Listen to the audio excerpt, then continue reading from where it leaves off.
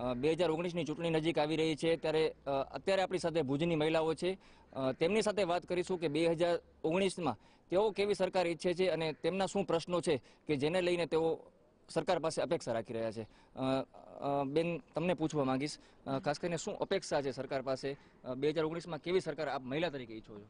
Okay, 2019ની સરકાર અમારી એવી રીતે ડ્રીમ સરકાર હશે કે જ્યાં મહિલાઓને પગભર કરવા માટે સારી ઓપોર્ચ્યુનિટીઝ મળે અને એમને આગળ વધવા માટે અત્યાર સુધી તો બહુ સારી યોજનાઓ આવી જ છે, પણ હજી એ યોજનાઓમાં કંઈક ઇમ્પ્લિમેન્ટેશન્સ નથી આવી રહ્યું.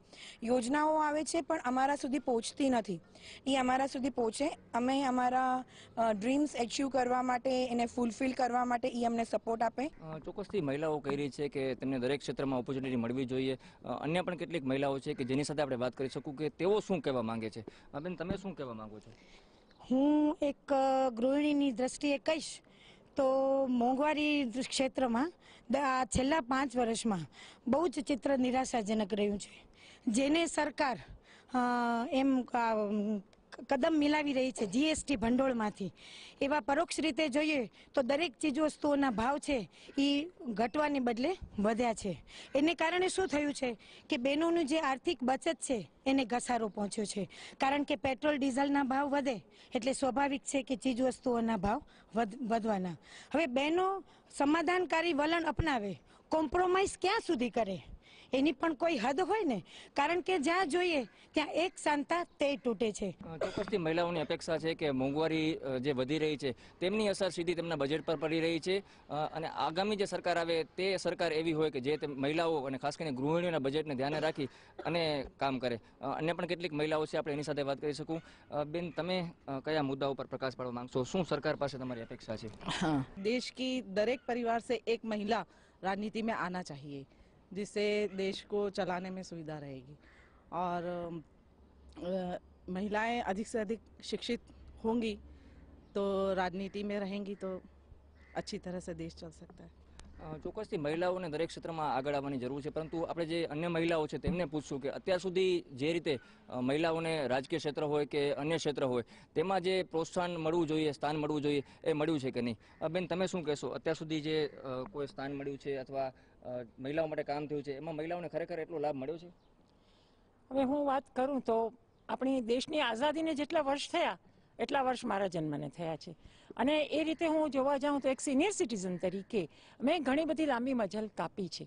એક સામાન્ય ગૃહિણીથી કરી અને રાજનીતિમાં પણ પ્રવેશ કર્યો છે, અને આજે જ્યારે ભુજની કલેક્ટર એક મહિલા છે, ભુજની ધારાસભ્ય એક મહિલા છે, ભુજની મેયર એક મહિલા છે, એટલે મહિલાઓ ભુજની અંદર બી બહેનોમાં કેટલી બધી શક્તિ છે એ આ વસ્તુ બતાડે છે કે ભુજનું નેતૃત્વ મહિલાઓએ સંભાળ્યું છે.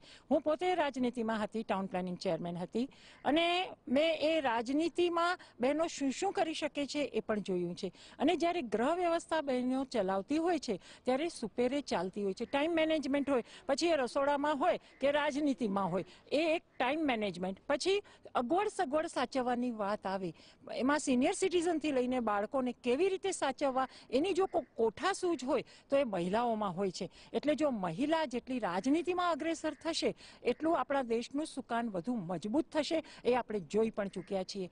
શું કહેશો તમે, જે અત્યારે સરકારે જે કામ કર્યું છે એ ખરેખર બરાબર છે? વર્ષા ઠક્કર, મારું નામ વર્ષા ઠક્કર છે. અત્યારે આપણી સરકાર બધું બરાબર વ્યવસ્થિત ને સારું જ કરી રહી છે કે મહિલાઓને સારું એવું પ્રોત્સાહન આપી રહી છે. મહિલાઓ માટે 33% બેઠક પણ એમણે રાખેલી છે, અનામત બેઠક પણ રાખેલી છે. તેથી આપણે જોઈ રહ્યા છીએ કે અત્યારે આપણા દેશમાં મહિલાઓ ખૂબ પ્રગતિ કરી રહી છે. અત્યારે મહિલાઓ એવોર્ડ પણ લેતી થઈ ગઈ છે. મહિલાઓ દરેક ક્ષેત્રમાં પુરુષ સમોવડી ઊભી રહી શકે છે. અત્યારે આંતરિક સુધી પહોંચનાર પણ આપણી ભારતીય નારી મહિલા જ હતી, ત્યાં એ પહોંચી છે. બેન, ખાસ કરીને મહિલાની સુરક્ષાનો એક જે મુદ્દો છે એ ઘણીવાર સામે આવતો હોય છે અને ક્યાંક ને ક્યાંક સરકાર એના માટે ટીકાપાત્ર બનતી હોય છે. ખરેખર ભારત દેશમાં જો મહિલાઓની વાત કરવામાં આવે, તમારી દ્રષ્ટિ શું લાગે છે? મહિલાઓ સુરક્ષિત છે? સરકાર એના માટે અલગ કોઈક નિયમ જ રાખવા જોઈએ કે મહિલાઓને કે ગર્લ્સને કે લેડીઝને ક્યાંય આવવા જવામાં તકલીફ ન પડે.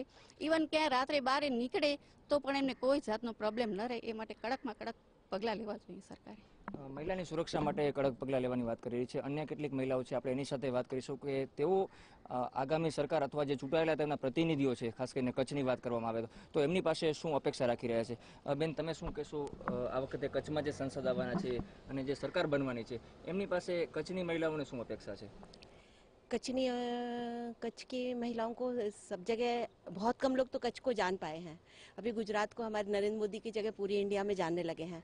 तो हम लोग तो यही चाहते हैं कि कच्छ की औरतों को हर जगह स्थान मिले, हर एक डिपार्टमेंट में और बराबर का होदा मिले. यही हमारी इच्छा है. ચોક્કસથી મહિલાઓ સન્માન માંગી રહી છે અને ખાસ કરીને સરકારે જે પાકિસ્તાન ઉપર સર્જિકલ સ્ટ્રાઇક કરી તેને મહિલાઓ વધાવી રહી છે. અન્ય કેટલીક મહિલાઓ પણ આપણી સાથે છે, આપણે એમની સાથે વાત કરીશું કે ખરેખર વાતો તો થાય છે પરંતુ વાસ્તવિક ચિત્ર તેમની દ્રષ્ટિએ શું છે? બેન, તમે શું કહેશો? ખરેખર જે અત્યાર સુધી જે કામો થયા છે અથવા મહિલાઓને જે પ્રોત્સાહન મળવું જોઈએ એ ખરેખર મળ્યું છે કે નહીં? ના, અત્યારે અમારી દ્રષ્ટિએ તો જોઉં તો સારામાં સારો પ્રોત્સાહન મળી રહ્યો છે અને જે પણ સુવિધાઓ અત્યારે ઉપલબ્ધ છે, જેમ કે phone bill, light bill, gas bill, અત્યારે તમે જે પણ જુઓ અત્યારે ઓનલાઈન બુકિંગ થાય છે. અને સમય દરમિયાન દાયકા દરમિયાન એવું હતું કે બધું રૂબરૂ ઓફિસમાં લખાવા, નોંધાવા બધું જવું પડતું, પણ હવે લેડીઝો માટે બધું બેનિફિટ, સમયનો બચાવ, તમે ઘર બેઠા પણ તમે બધી સુવિધાઓ પૂરી પાડે છે સરકાર. એટલે અમે અમુક એ બધા જે સુવિધાઓ જે છે એનાથી અમે બધા ખુશ છીએ કે ઘર બેઠા પણ તમે ઓનલાઈન બુકિંગ કરાવો છો અને એ બધી સુવિધાઓ હાલની સરકાર જે બહાર પાડે છે. અત્યારે લાઇટ બિલ ભરવા પણ અત્યારે તમે કોમ્પ્યુટરમાં ભરી શકો છો પેટીએમથી. અને હા, પહેલાં એવું હતું કે ખાસ ઊભું પડતું, લાઈનોમાં ઊભું પડતું અને ત્યારે વારો આવે ત્યારે બિલ ભરાતા હતા. પણ હવે જે આ બધી જે સુવિધાઓ, સુખ સગવડો જે બધી સરકારે અત્યારે બહાર પાડી છે એમાં અમે બધા તો ખુશ જ છીએ. ચોક્કસથી મોંઘવારીના પ્રશ્ન છે. મહિલાઓ એવું પણ ઈચ્છી રહી છે કે હજી આગામી દિવસોમાં તેમના માટે વધુ સુવિધા અને સુખ છે તે સરકાર આપે. અનેક સમસ્યાઓ પણ છે અને તેઓ ઈચ્છી રહ્યા છે કે ભાઈ હવે પછીની જે સરકાર આવે તે તેમની જે મુશ્કેલીઓ છે તેને હલ ગોતે અને સાથે સાથે તેમની જે સમસ્યાઓ છે તેના ઉકેલ માટે પૂરતા પ્રયત્ન કરે. જય દવે, TV9